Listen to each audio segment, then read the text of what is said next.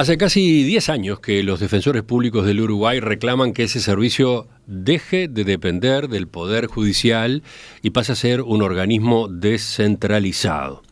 Por ahora no han tenido éxito con su planteo. Aunque no existe una estadística oficial, se estima que en la justicia penal los defensores públicos actúan en el 90% de los casos. Pero el rol de estos profesionales es mucho más amplio. Por ejemplo, también existen en la materia laboral o en la materia familiar. Para tomar una referencia, en 2023, dice el gremio, los defensores públicos atendieron más de 230.000 personas y participaron de 126.000 audiencias judiciales. Y sin embargo, son pocos y se manejan con recursos escasos. ¿Qué hacen los defensores públicos? ¿Cuál es su rol en el sistema de justicia de nuestro país? ¿Por qué piden que ese servicio deje de pertenecer al Poder Judicial? Vamos a abordar este tema en los próximos minutos y para eso recibimos a la doctora Estefanía Broggi y a Lucía Long, o sea, la presidenta y la secretaria general de la Asociación de Defensores Públicos del Uruguay. Estefanía, bienvenida. Muchas gracias por la invitación. Lucía, también, gracias por acompañarnos. Buenos días, gracias a ti. Empecemos por lo básico. Creo que es importante cada tanto ubicar quiénes son ustedes, ¿no? No sé si los oyentes, no sé si nosotros mismos lo tenemos del todo claro, así que vamos ahí. ¿Qué son los defensores públicos? Bien. Nosotros siempre decimos que somos el estudio jurídico más grande de todo el país, porque abarcamos en todas las ciudades y en todos los departamentos. Protegemos los derechos de las personas más vulnerables que se asisten por defensoría. Somos el pilar fundamental para que esas personas que no pueden acceder a un abogado pago puedan tener derecho al acceso a la justicia, puedan tener su día en el tribunal, puedan tener derecho a una defensa. Nosotros tenemos personas muy vulnerables en un contexto no solo económico, sino social. Personas que muchas veces no terminaron primaria, que vienen muchas veces en busca de una ayuda, de una contención, no solo una asistencia jurídica. Muchas veces esas personas necesitan hablar con alguien y vienen con nosotros para ver si pueden llegar a tener una ayuda a nivel de la justicia.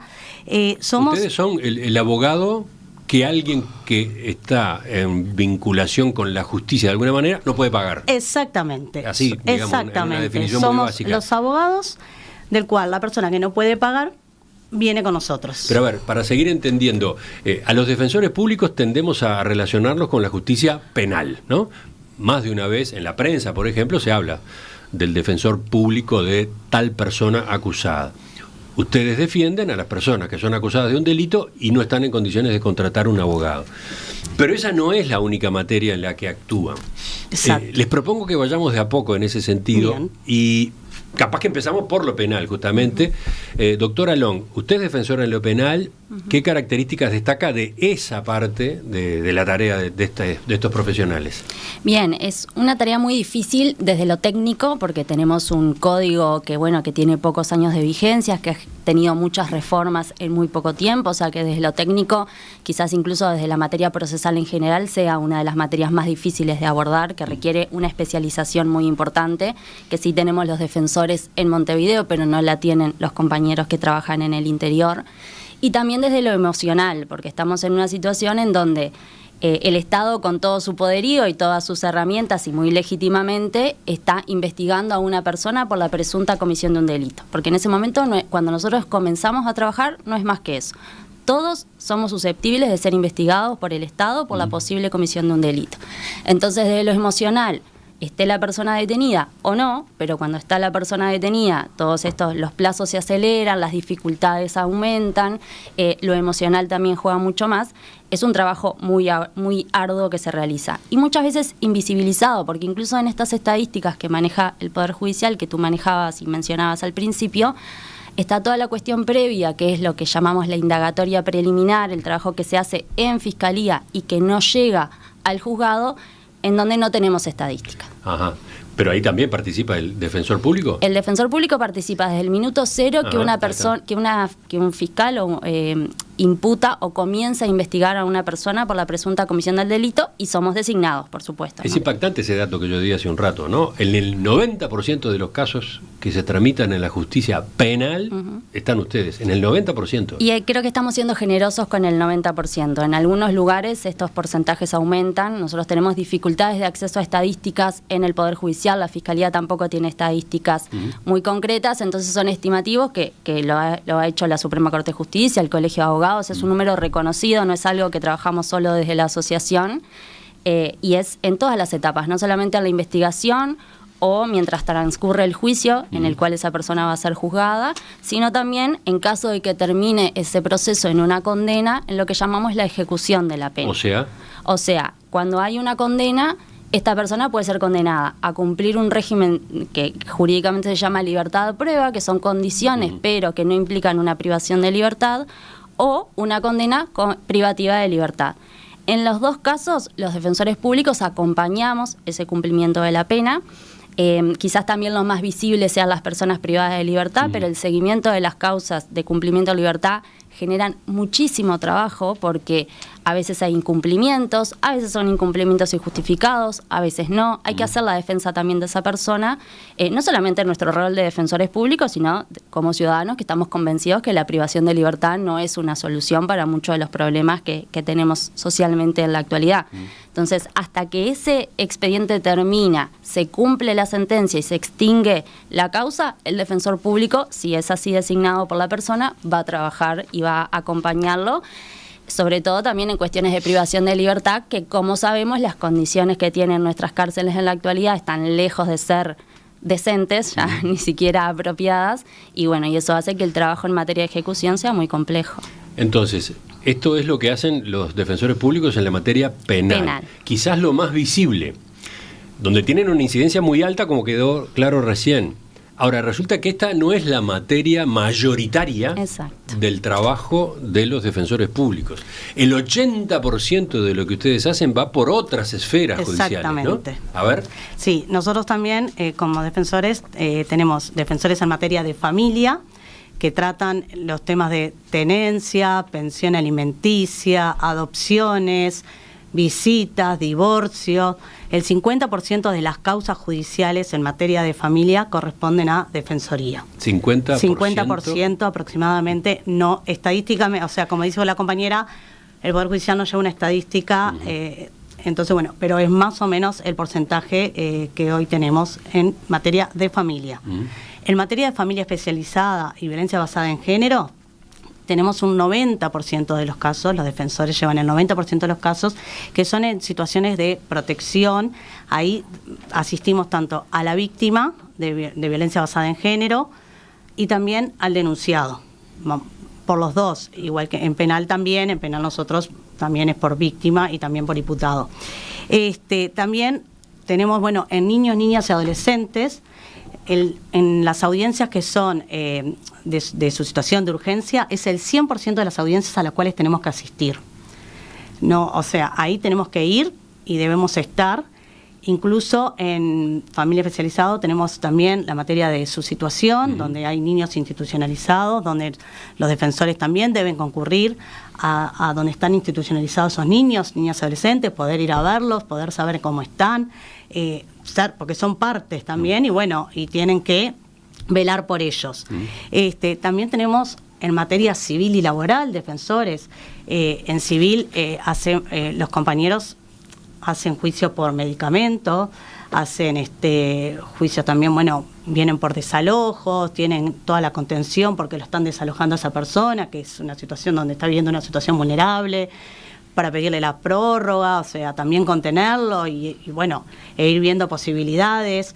Es impresionante la variedad. Sí. Yo estoy azorado mientras escucho. También tenemos no aduana. Hemos terminado, ¿no? No hemos terminado. Justicia de aduanas, a ver. Tenemos aduana también en donde están en la frontera, por ejemplo, en el Chuy, en Río Branco. Bueno, hay también tenemos la materia de aduana, tenemos la materia de faltas, tenemos adolescentes infractores también, que nos corresponde a nosotros. Sí, hacemos, por eso decimos que somos el estudio más grande de todo el Uruguay, pero somos 317 defensores. Y ese número... Ese número golpea, ¿no? Y golpea. Para lo que usted estaba explicando, para todo este panorama de tareas, de responsabilidades que le corresponden a los defensores públicos, ese número, vamos a volver a él, pero claro, desconcierta. Sí. Ahora, para terminar con esta descripción, para terminar con la comprensión de la tarea, es bueno repasar entonces que ustedes no solamente trabajan con los acusados, porque cuando decimos defensor, capaz que la idea del oyente es, claro, trabajan con el acusado, defienden al acusado, pero no, queda claro que en realidad son los abogados el abogado de una parte en un trámite judicial. Exactamente. Incluso son abogados de víctimas, ¿no? Exacto, también somos abogados de víctima en lo que refiere en el proceso penal. Y también, bueno, abogados en familia especializada en violencia basada en género, también de la víctima. Sí, de las dos partes, del agresor y de la víctima. En los dos casos puede haber, seguramente hay, un defensor público actuando, ¿no? Y bueno, y después en todos esos otros trámites, ¿no? Por ejemplo, reclamo por el acceso a un medicamento en el Fondo Nacional de Recursos, sí, ¿no? Eso es a la Defensoría Civil, bueno, que por ejemplo en Montevideo tenemos solo un defensor que está ejerciendo en la materia. Uno. Esa es entonces, muy a grandes rasgos, la tarea. Son los abogados de quienes no pueden pagar abogados, ¿no? De las personas más vulnerables del país. Personas que no solo económicamente, sino socialmente hablando. Algo dijeron ya ustedes a propósito de lo que implica la función del defensor público, ¿no? No se limita solo a asesorar a la persona en ese trámite que está teniendo que encarar. No se limita a lo judicial estricto sensu, ¿no? Terminan siendo consejeros en un sentido bastante más amplio. ¿Cómo es eso? Sí, muchas veces esas personas vienen y obviamente vienen a solicitar ayuda. Muchas veces judicialmente no hay algo para hacer, pero compañeros no tenemos asistentes sociales, no tenemos psicólogos para poder acompañar a esa persona o poder aconsejar. Entonces muchas veces terminamos siendo los consejeros en esa primera instancia, o quizás llamando al MIDES para tratar de ubicarlo en un refugio, tratar de conseguir una tarjeta del MIDES y qué trámites tiene que hacer, ayudarlo para que pueda percibir la canasta familiar básica. Muchas veces terminamos siendo consejeros de esas situaciones y ayudándolos a la situación vulnerable que tienen. Muchos no terminaron primaria, muchos están en una situación crítica. ¿Y ustedes no tienen formación para eso otro? Nosotros no tenemos formación de... Por ejemplo, no tienen formación en psicología, no tienen formación en asistencia social. Claro, no solamente no tenemos formación, sino que no tenemos ningún tipo de equipo interdisciplinario que trabaje con nosotros, y tampoco desde el Poder Judicial ha habido una preocupación para coordinar interinstitucionalmente para que estas cuestiones no tengan que ser resueltas individualmente por cada defensor o defensora pública. Sin embargo, ustedes terminan recibiendo esa exigencia de la persona, de parte de la persona, que ¿no? Es algo que muchas veces incluso nuestras contrapartes en los procesos no logran comprender, que nuestro trabajo no es solamente la realización de una audiencia o de un escrito. Esto que decía, a veces se pierden horas de trabajo gestionando un refugio. Un compañero hoy nos contaba que una persona se perdió yendo al juzgado porque tenía que ir a firmar una notificación y él fue en su auto particular a llevarlo para que esa persona pudiera comenzar a percibir una pensión. Hay una realidad que a veces está invisibilizada, no solamente desde el público en general, sino desde los propios operadores del sistema de justicia, que a nosotros nos requiere mucho tiempo material y mucho tiempo emocional también, porque hay cuestiones que nosotros no podemos resolver, y eso es una demanda y una exigencia importante del trabajo. Ahora, especialmente en el interior, en donde los defensores están muy solos, hacen muchas materias, no hay especialización, y eso genera una nueva desigualdad que no es novedosa para nadie entre lo que es el acceso a la justicia en el interior y en Montevideo.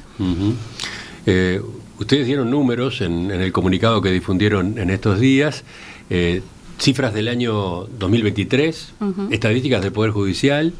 Atendieron a más de 230.000 personas, presentaron 92.000 escritos, asistieron a más de 26.000 audiencias. Y eso lo hicieron 317 funcionarios, 317 defensores públicos. Parece poco, ¿no? Parece y lo es. Parecen pocos. parecen pocos. Nosotros siempre marcamos esta imagen que ven, sobre todo también nuestros defendidos en el interior, de un defensor que ingresa a una audiencia penal a cubrir un turno penal, sale, va hasta la defensoría, hace un escrito porque la persona está esperándolo hace 3 horas, vuelve, cubre una audiencia de familia especializada porque se cubren todas las materias, después va a una audiencia por un desalojo y cubre a un compañero que tuvo que faltar por una pensión alimenticia, porque somos...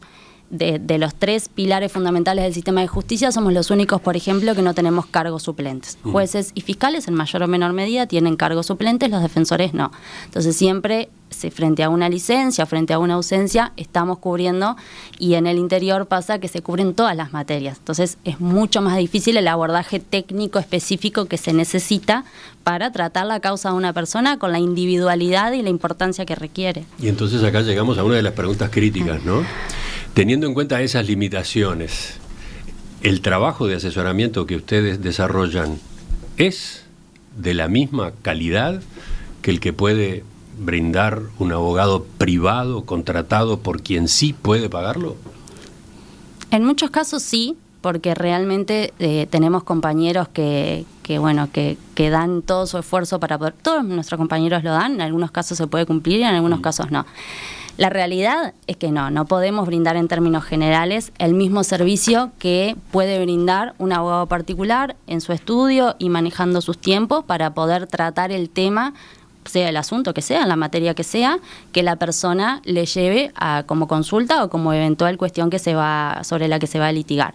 Por eso a veces también cuando se dice el acceso a la justicia para los pobres en relación versus para los ricos, no se habla de una cuestión de que un juez vaya a resolver para un lado o para el otro en función de las capacidades económicas de esa persona, sino de la real asistencia con la que esa persona llega a ese proceso y puede resolver ese conflicto. Vayamos a una pregunta en particular. Supongamos que 2 personas, están acusadas de un mismo delito. Supongamos, fueron cómplices. Las 2 están acusadas de un mismo delito. Una puede contratar a un abogado y la otra no. La otra se desempeña con un defensor público. ¿En el proceso judicial están en igualdad de condiciones esas 2 personas? Bueno, quien sea defendido por un defensor público va a tener una persona que tiene una experiencia acumulada que ningún abogado particular tiene. Eso es una realidad. Esa es una ventaja. Es una ventaja. Conocemos el sistema como ningún otro abogado conoce el sistema y eso es una realidad incontrastable. También va a tener a una persona que seguramente antes de tener a esa audiencia haya tenido 2, 3, 4, 5 audiencias más, haya tenido que estar dedicando parte de ese día a gestionar un refugio o gestionar una prestación del MIDES, por ejemplo, y esas cosas las va a notar. Va a notar que el abogado particular va a estar sentado con su cliente esperando para ingresar a la audiencia, el defensor público va a entrar de una audiencia y va a entrar a la otra.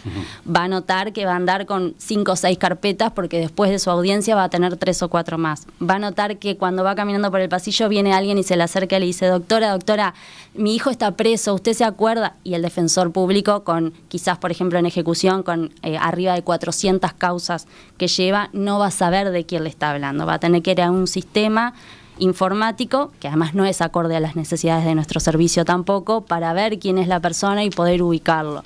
Va a llamar a la oficina y no lo va a encontrar, porque va a estar en audiencia. Sí, ustedes están al golpe del balde, ¿no? Sí.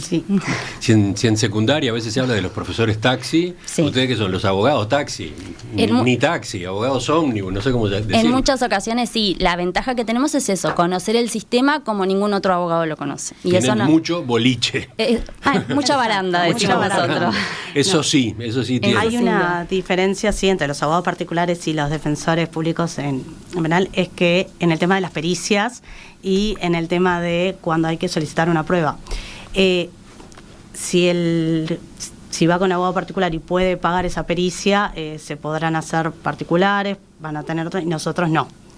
Nuestro defendido no, y dependemos exclusivamente del Instituto Técnico Forense, y bueno, y de solicitarle la pericia al juez o al fiscal. No, en ese sentido no tenemos las mismas herramientas, porque todavía a la defensa pública le falta contar con asistentes sociales, psicólogos, peritos y determinada capacitación, y que podamos tener rubro para poder contratar a esas personas. Usted habla de las pericias. Yo estoy pensando en otro instrumento, ¿no? En otra herramienta que muchas veces se esgrime en un juicio en lo penal, es una consulta, ¿no? Sí. ¿No? El abogado que asesora a un acusado presenta una consulta que contrataron con un destacado jurista en esa materia. O 2 consultas, o 3 consultas, sí. ¿No? Eso evidentemente no cabe entre las posibilidades de un defensor público. Con todo lo discutible que puede ser si eso es prueba o no, pero sí es una práctica común y por supuesto que no tendríamos acceso a ningún tipo de Ustedes no tienen presupuesto para contratar consultas a favor de la posición de la persona a la que asesoran. Nos consultamos entre nosotros, esa es la consulta que podemos llegar a tener. No, claro. Sí. Entonces, igual así somos los mejores defensores. Qué confianza, ¿eh? Qué confianza. Pero hagan la consulta con un fiscal a ver si algún día los están investigando, si accederían o no a la defensa pública, aún en estas condiciones que estamos mencionando. No, porque la pregunta para redondear esta parte de la entrevista y para terminar de enfocar lo que estamos conversando es, teniendo en cuenta todo lo que ustedes acaban de explicar recién, las respuestas a mis preguntas anteriores, ¿puede llegar a ser simbólica la defensa que ustedes brindan a un acusado? Sí, en muchos casos puede llegar a ser simbólica. En situaciones críticas, y no por culpa de los trabajadores o trabajadoras, sino por el sistema en el que estamos inmersos, en muchos casos puede llegar a ser simbólica. Parece que sí, pero no. O no tiene la profundidad que debería tener, algo así. Claro, cada caso debe ser trabajado, como decía, con la individualidad que ese caso lo requiere. Uh-huh. Y a 10 audiencias en un día, es imposible que ese caso se trabaje de una manera muy particular. Obviamente hay situaciones en donde se puede hacer un poco más una detención al análisis y otras situaciones en las que el desborde de trabajo es tal que no se puede hacer un análisis minucioso de la causa como corresponde y como cada persona tiene derecho. Doctora Broggi, ¿usted va a agregar algo? No, incluso en lo que es en materia de familia, los compañeros se atienden entre 10 a 12 personas por día, van a audiencias, vienen, o sea, 12 personas por día, no les podemos dar la atención que requiere desde la contención, que nos cuenten su caso, o sea, vienen por una tenencia y a veces debemos ser muy escuetos y ellos necesitan explayarse más. Entonces, para poder darle la atención que requieren y poder dar una defensa de calidad, que es lo que queremos lograr, una defensa de calidad, porque creo que somos, vuelvo a sostener, muy buenos defensores y todos con la camiseta puesta, pero para dar una defensa de calidad y poder dar un acceso a la justicia real, necesitamos, por supuesto, recursos, que hoy no los tenemos. Uh-huh. Preguntan desde la audiencia si los defensores de oficio reciben honorario mensual fijo.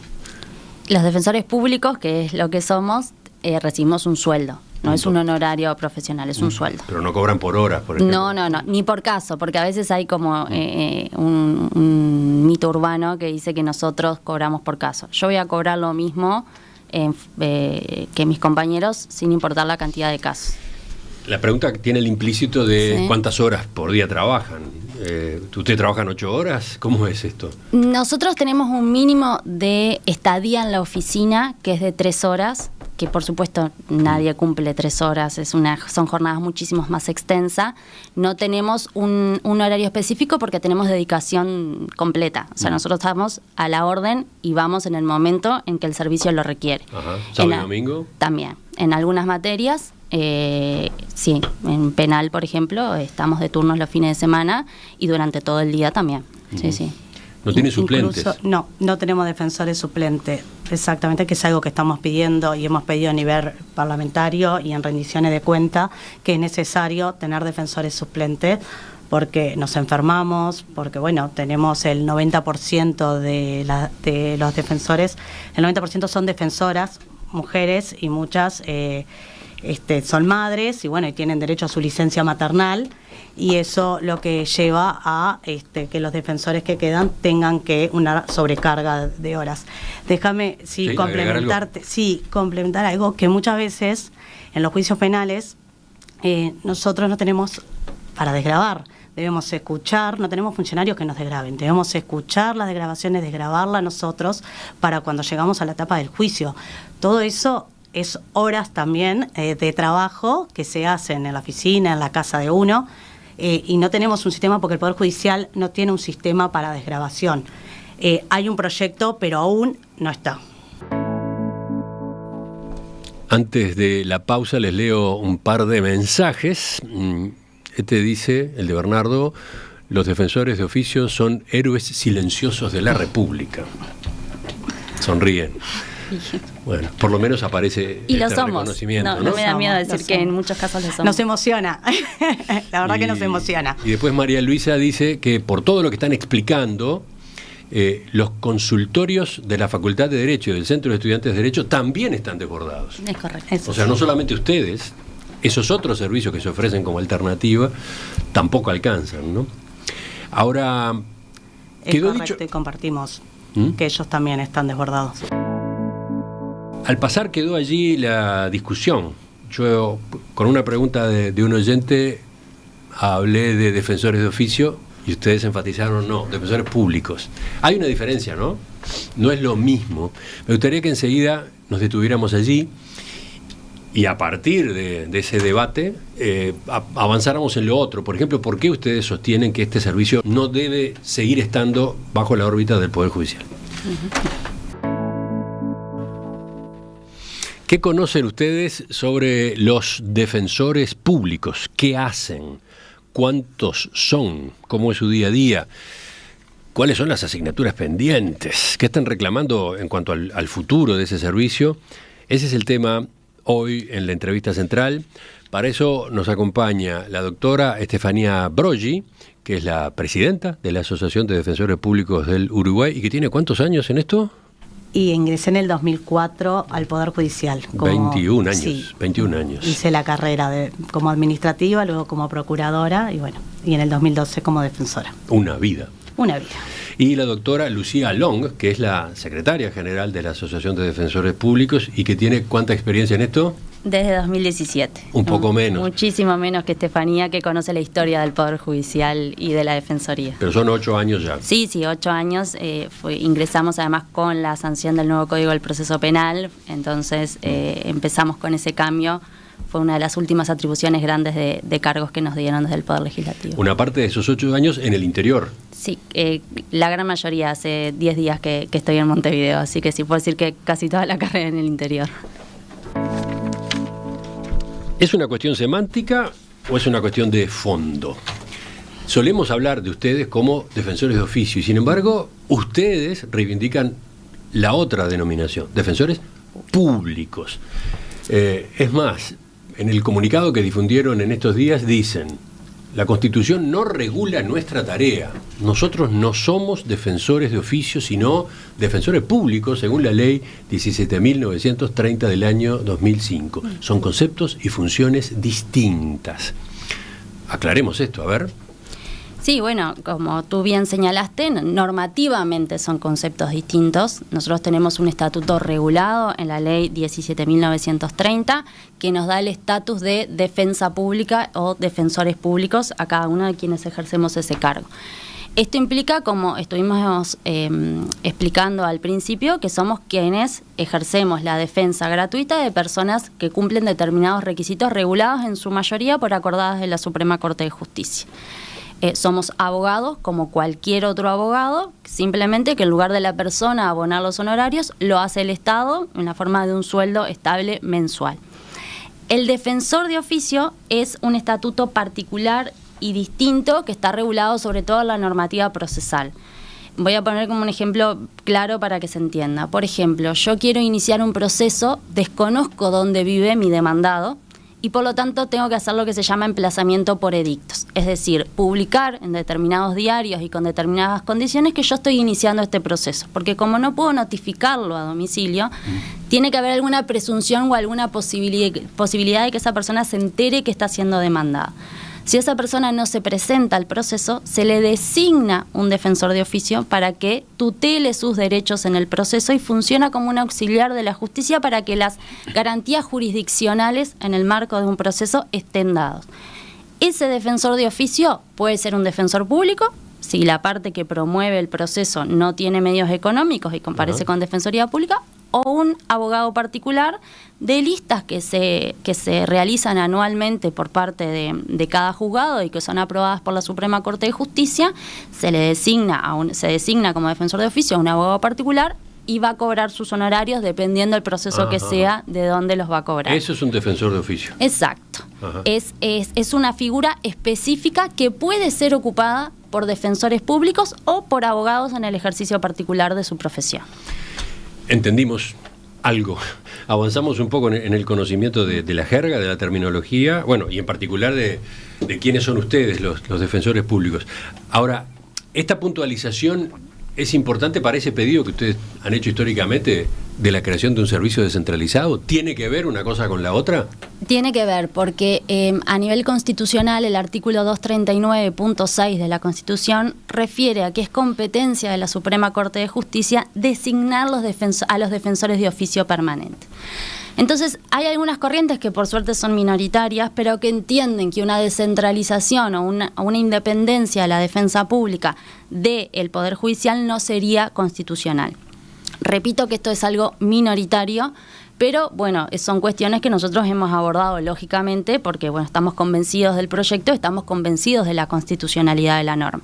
Entonces, cuando ya el punto de partida de ese cuestionamiento es un error conceptual respecto a lo que es nuestro rol y lo que es el rol del defensor de oficio, nos parece importante comenzar aclarando eso. Por eso ustedes empiezan con esa puntualización. Exacto. Con esa aclaración. No ustedes dicen, nosotros no somos defensores de oficio, podemos serlo, pero lo que somos sí es defensores públicos. Exactamente. Y entonces, ¿por qué piden que este servicio no siga en la órbita del Poder Judicial? Bien, nosotros... Como mencionamos un poco al principio, esto es un proceso que comenzó la Asociación de Defensores Públicos en el año 2005. O sea, como hablamos, Estefanía ya estaba en el Poder Judicial, pero yo ni cerca estaba. Es algo que viene de larga data y de muchas comisiones directivas anteriores que han venido trabajando en este tema. En el 2016 se trabaja sobre un proyecto de ley que llega casi a su sanción, pero bueno, que no llega finalmente a realizarse.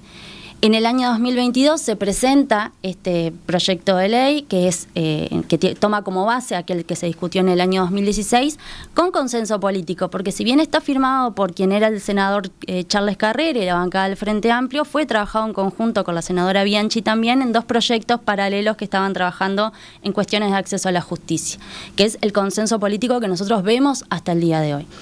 Esto tiene una base de racionalidad. Estuvimos hablando rato sobre las condiciones de trabajo que nosotros tenemos actualmente.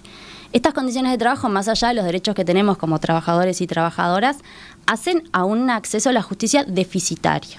Nosotros somos hoy una repartición, un escalafón administrativo de la Suprema Corte de Justicia.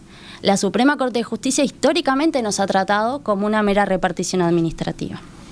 Ha comparecido en rendiciones de cuenta a solicitar presupuesto para diferentes cuestiones y no para la Defensoría Pública. Ha solicitado frente a nosotros que estamos reclamando arriba de 100 cargos para poder brindar un servicio digno y de calidad. Recordemos, son 317 y entienden que por lo menos tendría que haber 100 más. Por lo menos. Nosotros ahora estamos haciendo, ya que vienen instancias de presupuesto también, estamos haciendo un relevamiento nuevo, porque el relevamiento que tenemos ya tiene un par de años, sobre las necesidades de cada defensoría específica para tener también el respaldo de por qué hablamos de estos números, que son números que vienen de la propia realidad de cada defensoría en todo el país. Pero yo la interrumpí cuando usted estaba exponiendo que el Poder Judicial, la Suprema Corte, cuando llega a la instancia presupuestal, no ha planteado las necesidades de recursos de este servicio. Exacto. Nos adelantaron que este año sí harían una solicitud bastante importante de cargos. En anteriores oportunidades, las solicitudes de cargos se hacían únicamente si se solicitaba la creación de juzgado. Y como no puede crearse un juzgado sin un acompañamiento de defensores públicos, porque repetimos, nosotros sostenemos el sistema de justicia en muchas de sus facetas, entonces en esas situaciones pedían, bueno, pido que se creen 2 juzgados y 6 cargos de defensores públicos. Pero no para paliar la situación que acabamos de describir, que vivimos todos los días en todas las defensorías del país. O sea, los defensores públicos no se han sentido defendidos por el Poder Judicial. Exactamente. Pero aparte hay un motivo de fondo que ustedes esgrimen, ¿no?, para que este deba ser un servicio descentralizado. Sí, nosotros, ontológicamente no pertenecemos al Poder Judicial. A ver, la razón de ser del Poder Judicial es ejercer la función jurisdiccional, juzgar y hacer ejecutar lo juzgado. La razón de ser de la Defensoría Pública es defender intereses particulares de las personas que asistimos. Entonces nosotros litigamos defendiendo a una persona, muchas veces tenemos que cuestionar resoluciones judiciales y esos mismos jueces en mayor o menor medida nos terminan evaluando. Entonces, más allá ¿Lo terminan evaluando ustedes? ¿Por qué? Porque ustedes forman parte del Poder Judicial. Porque son nuestra jerarquía. Nosotros tenemos, por ejemplo, tal poca es la jerarquía que tenemos a nivel institucional, que tenemos la Dirección General Dirección Nacional, de Defensa Pública, es un cargo de confianza del Poder de la Suprema Corte de Justicia, removible automáticamente, y hace algunos años, luego de que una directora apoyara medidas gremiales de los compañeros de las defensorías de Montevideo que estaban trabajando en condiciones inhumanas, se la removió del cargo. Por poner un ejemplo de cuestiones que nos vienen pasando. Ahora, es justo decirlo también, hay muchas cuestiones que hace años venimos reclamando, se está prestando atención, se nos están resolviendo cuestiones que ni siquiera eran de presupuesto. Planteábamos solicitudes que mejorarían el servicio y no implicaban una inversión económica y tampoco se nos escuchaba ese tipo de reclamo, y también es justo reconocer que ahora estamos teniendo una comunicación distinta. Pero esto es histórico y en la comunicación es actual y circunstancial. Ontológicamente no podemos estar sometidos a la vigilancia de una de las partes con las que nos enfrentamos en un proceso. O sea, que el servicio de defensores públicos esté bajo la órbita del Poder Judicial les quita autonomía, sí. Les afecta la independencia. Y nosotros tenemos la autonomía y la independencia consagrada normativamente, que esto se mantiene en el proyecto que se está discutiendo, pero en los hechos muchas veces existen dificultades de este estilo de cuestionar o rebatir la decisión de un juez que dentro de 3 años puede estar decidiendo un ascenso o un traslado tuyo. Ustedes estuvieron en Comisión de Constitución y Legislación del Senado hace unos días. ¿Qué ambiente encontraron para este pedido en particular? Bien. El ambiente fue muy positivo, tanto de todos los partidos políticos. Creemos hay consenso y es primordial, y así nos hicieron saber el tema de la descentralización de la defensa pública, que como todo, lo único que nos manifestaron que hay un tema de presupuesto, pero que sí hay prioridad para la descentralización. Así que bueno, es la primera etapa después de... Es la primera etapa. Justamente porque lo que yo iba a agregar acá es que si hay ambiente favorable a la creación, a la transformación de este servicio en un organismo descentralizado, eso no quiere decir que se le vaya a asignar efectivamente las mejoras presupuestales que ustedes piden, ¿no? Una cosa es una cosa y otra cosa es otra, ¿no? No, por supuesto que estas mejoras, a ver, el proyecto de la ley es muy bueno, nos da independencia, nos da autonomía en muchas facetas, pero es una reforma que tiene que ir acompañada de presupuesto, porque hemos tenido otras reformas que han sido muy buenas, como el nuevo Código del Proceso Penal, la ley 19.580, que no han sido acompañados del presupuesto requerido, y eso termina en los hechos o con una ley con letra muerta o con una ley aplicándose mal, como estos 2 casos que estoy mencionando. Obviamente que entendemos que el Estado tiene prioridades y tendrá que ir viendo la asignación de presupuesto en cada lugar, pero el acceso a la justicia es uno de los lugares donde se requiere necesariamente. ¿Y qué puede pasar en esta materia? Sobre todo teniendo en cuenta las limitaciones que en materia fiscal siempre existen en Uruguay, pero que además en el comienzo de este gobierno parecen ser incluso mayores, de acuerdo a lo que han dicho las autoridades. Sí, nosotros estamos en esto de que la asociación siempre se trabaja estos temas con seriedad, hemos contratado profesionales, hemos hecho un acceso a la información pública pidiéndole a la Suprema Corte de Justicia específicamente los costos de determinadas cuestiones de la Defensoría. Hay mucho que ya el presupuesto ya está dado, porque el Poder Judicial trabaja con presupuesto de la Defensoría, y de esa forma, con esta información más concreta, poder determinar qué rubros presupuestales podemos necesitar para que se efectivice el servicio descentralizado previsto en el proyecto de ley. Estimamos que no es una cantidad que pueda ser desmedida. No queremos tampoco hacer precisiones incorrectas, por eso estamos trabajando en eso, pero sí vamos a tener números, porque de hecho desde la comisión también nos pidieron alguna referencia a eso. Siguen participando los oyentes. Freddy consulta: teniendo en cuenta que posiblemente en este periodo se cree el Ministerio de Justicia, ¿sería razonable que los defensores de oficio estuvieran bajo esa órbita? Dejamos la respuesta para la última parte de la entrevista enseguida. Estamos con la doctora Estefanía Broggi y la doctora Lucía Long, presidenta y secretario general respectivamente de la Asociación de Defensores Públicos del Uruguay. Ustedes hace 20 años reclaman que este servicio, el de Defensoría Pública, pase a ser un organismo descentralizado. Ya explicaron recién por qué. Ahora un oyente pregunta si en caso de que se cree el Ministerio de Justicia, ese organismo estaría bajo esa órbita, a su vez. Esta parte, ¿cómo la resuelven? ¿Cómo la contestan? Sí, en realidad el servicio descentralizado tiene autonomía presupuestal y funcional y se comunica con el Poder Ejecutivo a través de un ministerio, básicamente por cuestiones administrativas.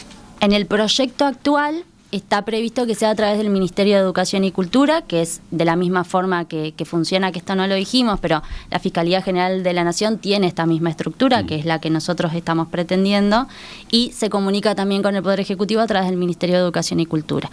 Eventualmente, frente a la creación del Ministerio de Justicia, pareciera tener sentido que todos los organismos vinculados al sistema de justicia nos comuniquemos a través con el Poder Ejecutivo a través de ese ministerio, no como una repartición administrativa de ese ministerio. Con eso sí no estaríamos de acuerdo. Nosotros queremos independencia funcional y presupuestal.